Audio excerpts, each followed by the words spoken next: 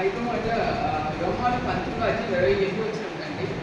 అటు తరువాత సమస్తమును అప్పటికి సమాప్తమైన యేసరికి లేఖనం నెరవేరినట్టు నేను తప్పుకొనుచున్నాను.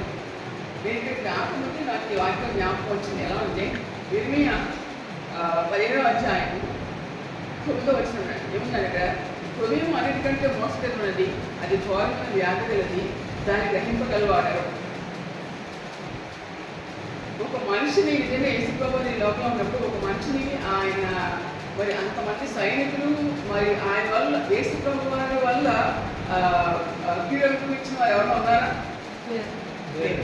ఆయన వల్ల నష్టపోయిన వాళ్ళు ఎవరైనా ఉన్నారా? లేదు. మరి ఎవరికైనా హాని చేశారా? లేదు. సో వాళ్ళు ఎవరైనా ప్రేమించుకున్నా ఉన్నారా? లేదు.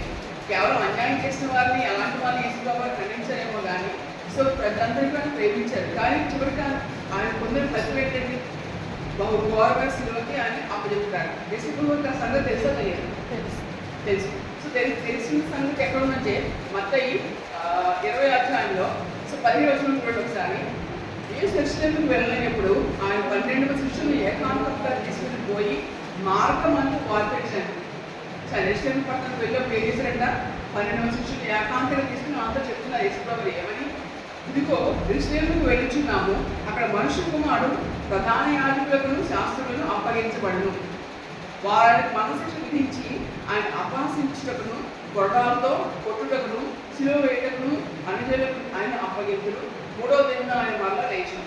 So God knows everything before anything happen to him. ఏమిటి ఇది జరగకముందే అన్నీ ఆయనకు తెలుసు. నేను యెరూషలేము పట్టణం వెళ్తాను, నన్ను అక్కడ అప్పచెప్తారు, శిలువకు అప్పచెప్తారు అని చెప్పి అన్ని ఆ 12 శిష్యులు ఆయన క్లియర్గా చెప్పాడు. 12 మందిలో విడుదల ఉన్నాడో లేదా? ఉదయం కూడా ఉన్నాడు.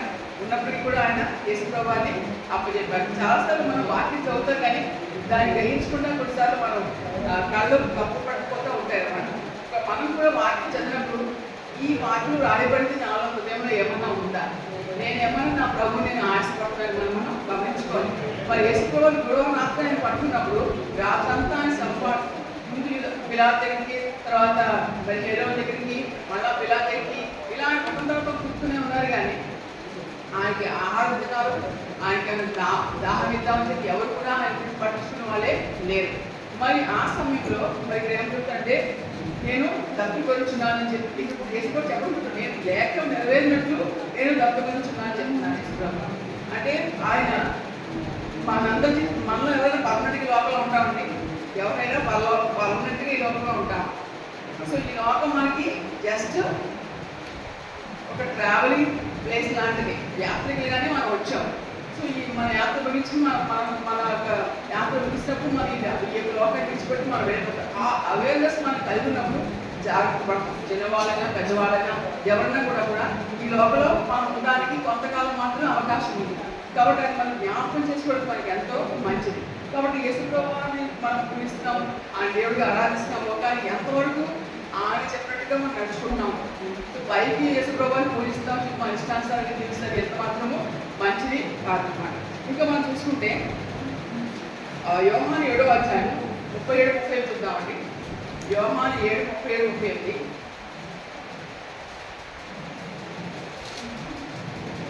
ఆ పండుగలో మహాదేవుని అంచెదిప్పున యేసు నిలిచి, ఎవడైనా తప్పికొని ఎలా నా ఎద్దకు వచ్చి దప్పి తీర్చుకోవలను, నా ఎంత విశ్వాసం నుంచి వాడెవడో లేఖనం చెప్పినట్లు వాడిని కట్టుకోనంటే జీవజల రోజులు వారిని బిడ్డలుగా చెప్పారు.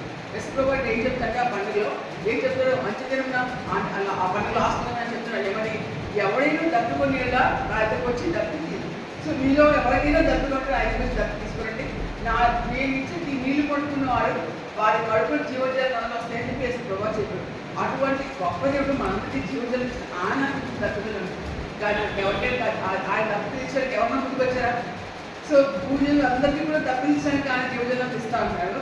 కానీ పరమదేవుడు పరమ తండ్రి ఆయనకి తప్పైనప్పుడు దామైనప్పుడు ఒక్క నరుడు కూడా వచ్చి ఆయన తప్పించడానికి ముందుకు రాలేదు. ఎంత భయంకరం కదా, ఎంత భయంకరం. కాబట్టి మనము మరి యేసుప్రభువు ఏం చెప్పారు? నిన్ను పరిమాణాన్ని ప్రేమించమని చెప్పారు.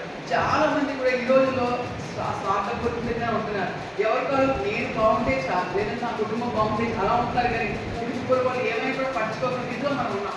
అంచనంలో ప్రేమ చల్లాలని మాట్లాడారు చెప్పండి. ఇట్లానే ఇప్పుడు జరుగుతుంది కదా మనం. కాబట్టి జ్ఞాపకం చేసుకుని మనం ఎప్పటికప్పుడు సో జాగ్రత్తగా మనం ఉండటం ఎంతో మంచిది. ఇంకో వాచన నేను ముగిస్తారు. 1 పేతురు 3వ అధ్యాయం 18వ వచనం. 1 పేతురు 3వ అధ్యాయం 18వ వచనం చూడండి. దేవుడు చెప్తున్న అలాగుండేలా మీరు చేసి సంపడండి, మీరు చేసి సంపడే బహు మంచిది. క్రైస్తవ కూడా మీరు చేసి సంపడ్డారు, మీరు చేసి సంపడ్డారా?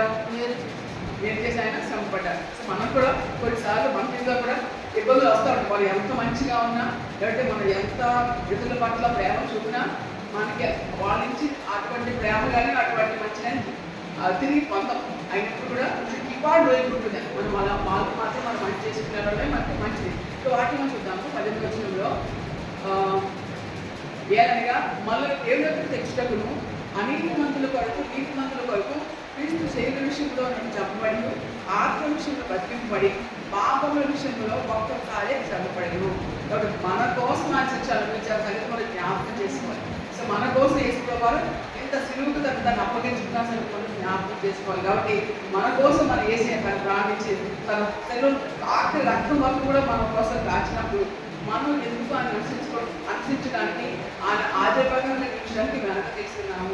కాబట్టి ఈ యొక్క సూపర్ శుక్రవారం నిర్వహణ కూడా తిరిగి ఎవరికాలం మనం మన జీవితం ఆయన సమర్పించుకొని ఎదిరించి ప్రభువా ప్రతి విషయంలో మన మాట కానీ, చూపు కానీ, తలంపు కానీ, ఆలోచన కానీ, క్రియ కానీ అన్ని విషయాల్లో ప్రభా నేను ఎన్ని సంతోషపెట్టేగా మమ్మల్ని వచ్చండి.